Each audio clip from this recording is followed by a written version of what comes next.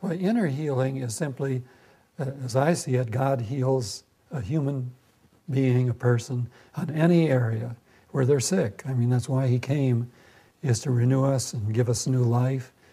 And there are the different areas of our humanity that can be really wounded or die. One of them, of course, we know our bodies get sick and they wither up and die. There can be demonic interference on occasion, and that needs to be dealt with. But inner healing is simply the area of our emotions, what's inside us, not just I have a broken bone, but I have a broken heart. And so it makes sense, if we're talking about healing human beings, that this is that particular area of humanity where many people are really wounded. And we find in experience that God heals more people actually on the inner order, percentage-wise, than he seems to heal in the physical order. And well, just for instance, a large percentage of women in our society are sexually abused. The lowest estimate of young women is 20%, or maybe 30%, and that leaves a permanent impress. And you don't get over it by repentance. I mean, it was somebody else that did this to you. And say, here's a 40-year-old woman who can't relate physically with her husband. It's not her fault. But is there healing for this? And we've discovered every area of our human lives where we're wounded or being destroyed, God has a power to do something about it and to help us. As I see it, there are two elements in most sin. One is where the person makes a decision. I'm going to do this. I know it's wrong, but I'm going to do it. That's what sin is. But there are also these other elements that cloud the vision, that make a person see something as good when it isn't. Also the impulse to do something. And you know it's wrong, and there's an impulse in the person, and it still moves the person in that direction. So in most sin, there's something, culpability, but a large amount of sin, there's also this element of not willing. As St. Augustine said, I do the things I hate doing. Paul said that. I don't understand my own behavior. I do the very things I hate, and the things I want to do, I fail to do, and I don't understand myself. That's a paraphrase of Romans 7. So this is I think people tend to get very harsh on people, and they don't understand this element of the non-voluntary, where they need healing, perhaps. Maybe 90% of what they do is impulsive. And somebody's high on drugs, and then when they come to in the morning, they find what they've done. They've killed somebody, and they didn't mean to do it, really. And their better selves, they realize they wouldn't have done it. And so that's why Jesus came, because we're not purely, that the law is, here it is, do it, or don't do it. And the reason Jesus came is that that's not enough. The law doesn't get us there. We need grace. We need help. But we have our human nature to contend with, like, say, sexual sin. There's an attractiveness to it, and there's some payoff. But there's also this other element. And like, say, in pornography, frequently there's a demonic element. And if a person's in this long enough, it's in the pathways of the mind. There's a habit built up over the years that makes it very, very strong. So that somebody's been in pornography over a period of time, it's very hard for the person to shape up. And sometimes there's a demonic element propelling the person, increasing what's already there in our human nature. It's often said that homosexuality is tied to wounds of the past. And there are a variety. Each person is different, and it's a mistake to say all of it is caused by this or by this. But a lot of homosexuality is caused by a man seeking the love of another man. And when we're young, we really need the love of our fathers to affirm us as men, to make us want to be men and so forth. And if this young man doesn't receive the love of his father, it may not be the father's fault. The father may just be absent. He may be in the military and he just doesn't come home. He's over in Iraq for a year. All of those things. And so he needs this, humanly speaking, growing up. It's not sexual per se. It's the need for intimacy and affirmation.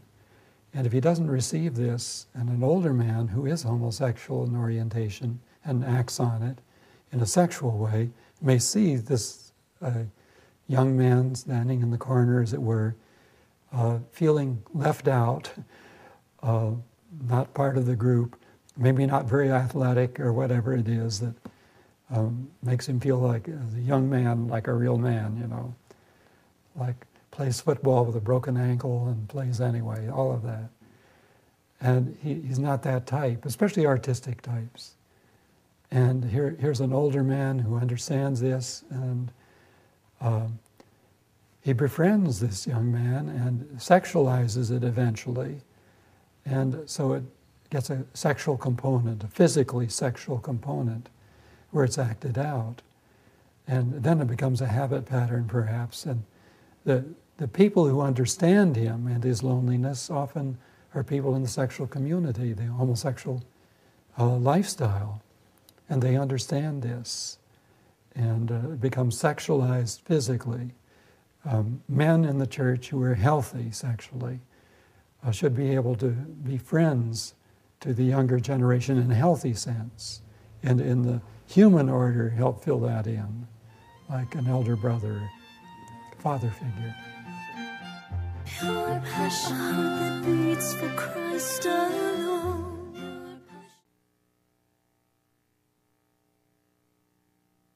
It's not primarily a sexual need, physically sexual need, but it's an emotional need. And the emotional need is built in by God in a human being's nature. And I think probably the reason there are fewer women, lesbians, in this is that women tend to be closer, I think, to their children than men do. And the need of young girls is more readily, more often fulfilled, and so the lesbian population is smaller in comparison to the male homosexual population. The first thing you deal with is not the physical sex. That's not the part. You look for what is it that the person is really seeking. And in every sin, there's something positive the person's seeking, and then there's something negative, which is destructive. And the important thing is to find out what is the positive drive in this. What are they looking for that God would want to fulfill, because He's put that desire for male companionship and for a father. He's put that in us, and that needs to be fulfilled in us. And in our society, often is not fulfilled. The father is absent. He's probably a loving father trying to make ends meet with 2 jobs. You know, I put food on the table for my family. I love them. But the son doesn't feel it. I find, now I'm 80 years old, and I find that often we misperceive other people's motivations. They do something and you think that they did it out of malice or whatever. I find that's common in human nature, that we tend to see the negative more easily than we see the positive. If you haven't bonded with your dad and he's passed away, what we find, and this is amazing, that at some point in the prayer you can bring sounds, you know, for people who haven't experienced this, like pie in the sky, but it isn't.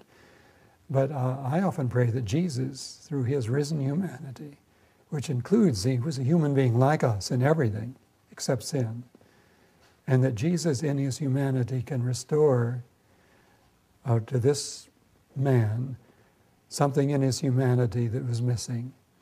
And we find in prayer that often we let Jesus take over the prayer, that often amazing things take place, like suddenly he's a young man again in his teens, and Jesus appears and takes him fishing, and they go fishing. Now you don't think, making up a prayer, asking Jesus to go fishing with this 40-year-old man. But these things happen. Jesus has a deep love of our humanity and who we are as human beings.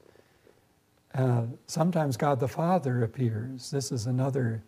Now, how does God the Father appear? It's because he's not an old man with a beard, but the presence of God as Father, not